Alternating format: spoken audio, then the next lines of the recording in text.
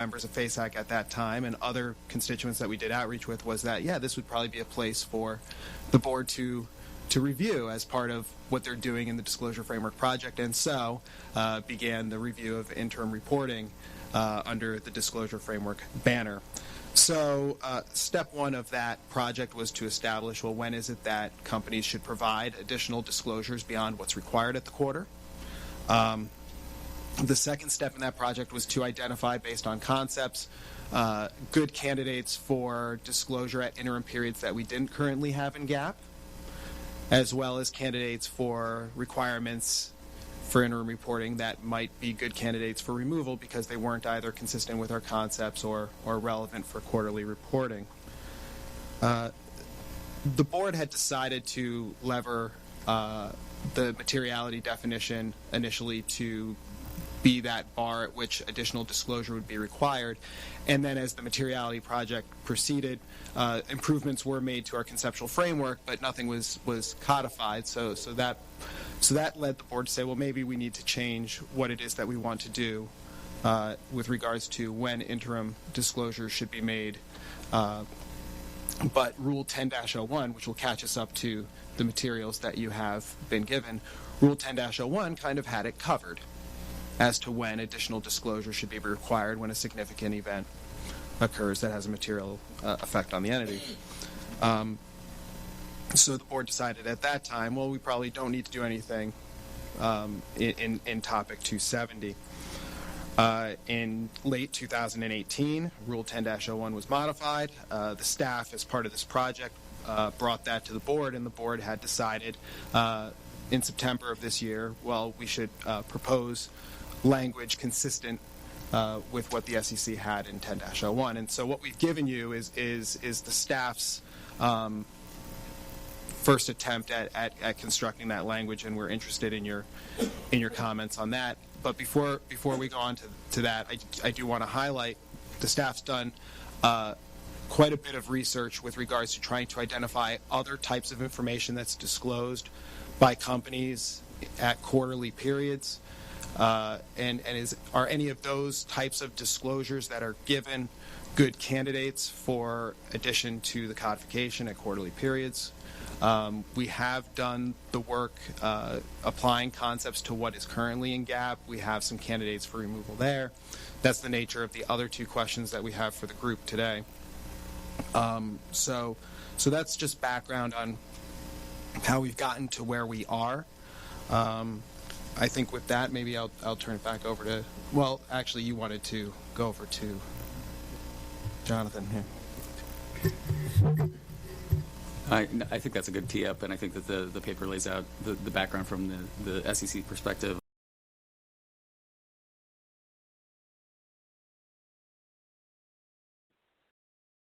And, let's just leave it at that. If y'all want to check that out, it's China to slap additional tariffs on $16 billion of U.S. goods. That's on Reuters. I'm going to move forward. I thought this was funny.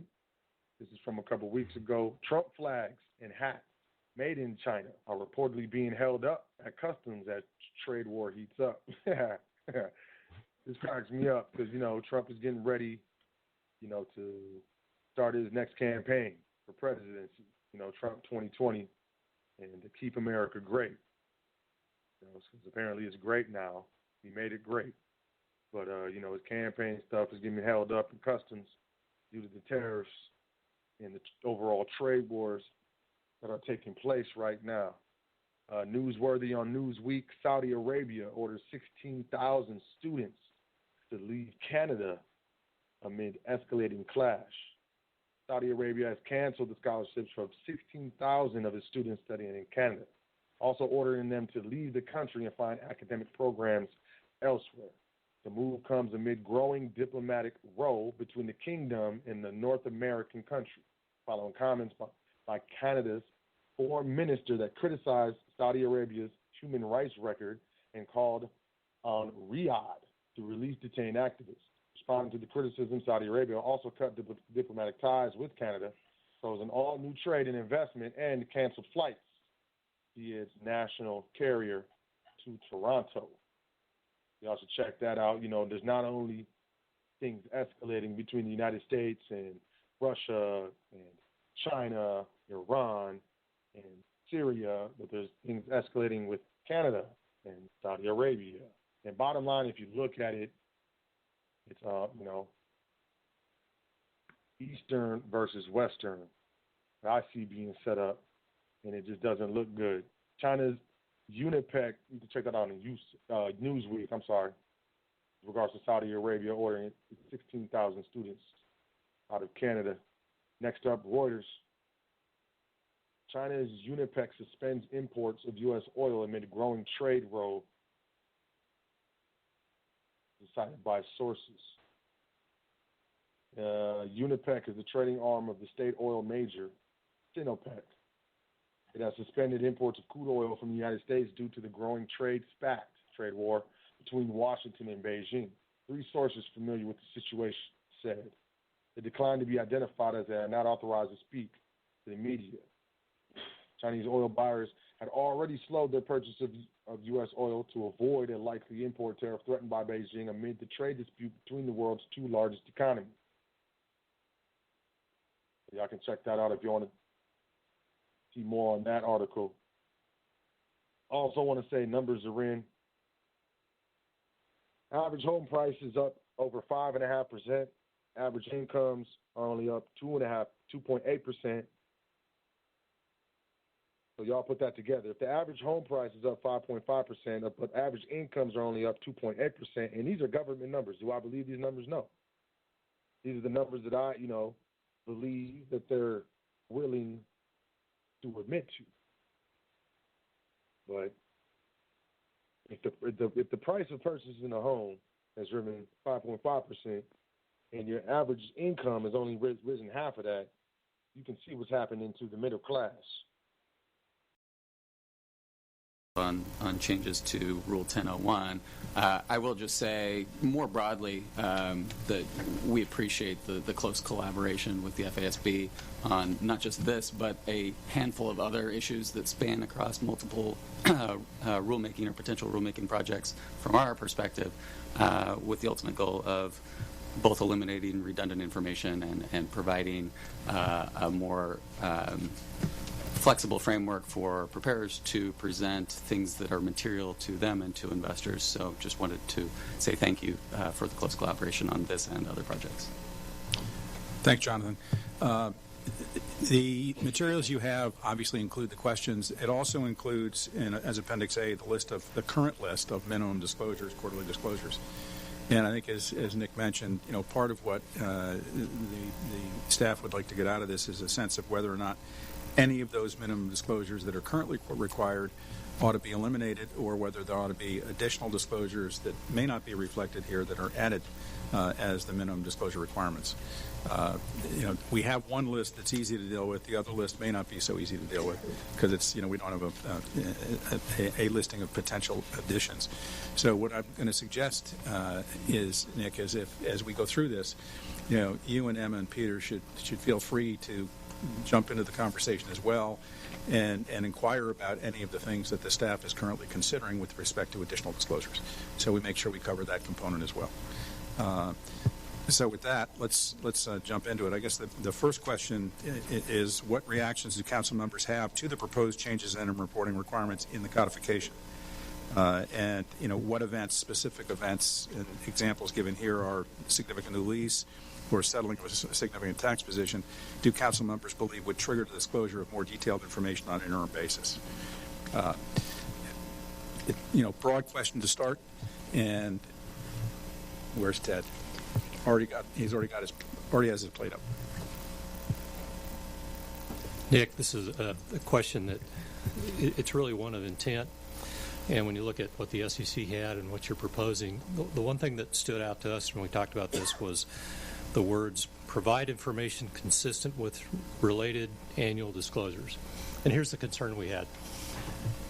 There could be something that certainly is worthy of putting in the quarterly filing, but what other form might have to go with that would really expand the scope of that to be more like an annual? Give you an example. We have a significant debt issuance in the quarter. We would normally disclose that. Well, now does it mean I have to go back and put the whole debt table in? You see what I mean? And probably the worst case scenario we could think about, is there anything on a pension event that would come up that would warrant disclosure that's not already in a quarterly that would cause us to have to put all that other information? So that's just a question of intent from a compliance standpoint.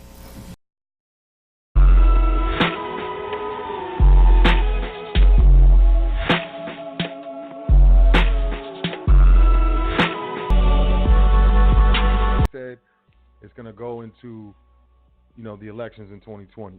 The markets drop, man. This dude got so much control over the markets. So this dude jump on Twitter the next day. I'm going to start off by saying all praises and honors, as well as thanks, due to the Creator and the ancestors. I want to say big up, salute, peace. What's happening to my big brother, Uncle Yusuf L., High Frequency Radio Network creator extraordinaire. If it wasn't for him, you probably wouldn't be listening to me. Actually, I'm pretty sure you wouldn't be listening to me. So he the man. Let's all salute the brother. And welcome to the foundation.com. Just did a little revamp on the logo. Y'all let us know what you think. We updated the logo. You know what I'm saying? It's across all the platforms now. It's on the website. Check it out. Email us. I'm interested to know what you think. I love it. I absolutely love it. But, check out the website, welcome to the foundation.com. You can sign up for the email list. You can find the Instagram, the Twitter, and Facebook page, all the social media. PDF section, free. Get your free learn on. You can make a donation. You can also book a consultation, all from the same spot. It's very convenient. It's magical. Welcome to the foundation.com. I want to say peace to all the listeners, all the live listeners, all the live callers, all the internet listeners, the archive listeners. I love y'all, man. Shout out to the archive listeners. As well as all the MP3 listeners, however you sharing it on your podcast app or whatever. I want to say peace to you. I also want to say peace and salute to all the trustees and trustee training, as well as all those investing in their private education. I also want to say peace to anyone who sent an email or well wishes, current event, definitely want to say peace to y'all. I really appreciate y'all, kicking in. Let's jump into this. Today we got the public is locking down. We're going to do another episode because it's happening. I'm trying to tell y'all. They're locking it down. They ain't playing. But, these people that are in government are not stupid. They understand any move made abruptly and quickly is going to cause, issues. So we've been doing outreach on this language in addition to this meeting, and that issue has come up from one of the parties that we talked to. I think we're going to need some clarification from the board. That's probably one of the topics that we're going to have to discuss. I think the intent was to give enough information to understand what happened in the quarter. In an ideal world, right? Because we're thinking in terms of note disclosure and seeing something that you're used to seeing in that kind of structure, but not necessarily having to restate the entire note for all of the items. At least that's the staff's thinking at this point. We haven't discussed this with the board. I think we were thinking of that. How do you understand what happened and how it affects the entity and not have to restate everything with regards to that topic? That with the public, you're going to get pushback, might even get riots and stuff. So they just do this stuff slow. I'm just trying to paint y'all a picture of how they, locking down slow. The public is locking down. And this right here is the death of CPNs, man. I hate to say it. And I definitely want to bring it to y'all attention because as far as I'm concerned, like this is huge. This is big. This is absolutely large. So we're gonna talk about this. Let's jump in these current events though real quick. Let's do this. Dance. Gold jumps 1%. As Trump says, trade deal could extend to 2020. Gold jumped more than 1%.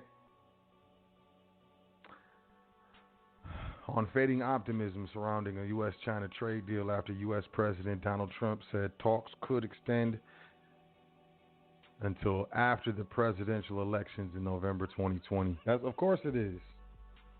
He's going to incentivize the people to vote for him because he has unfinished business to handle.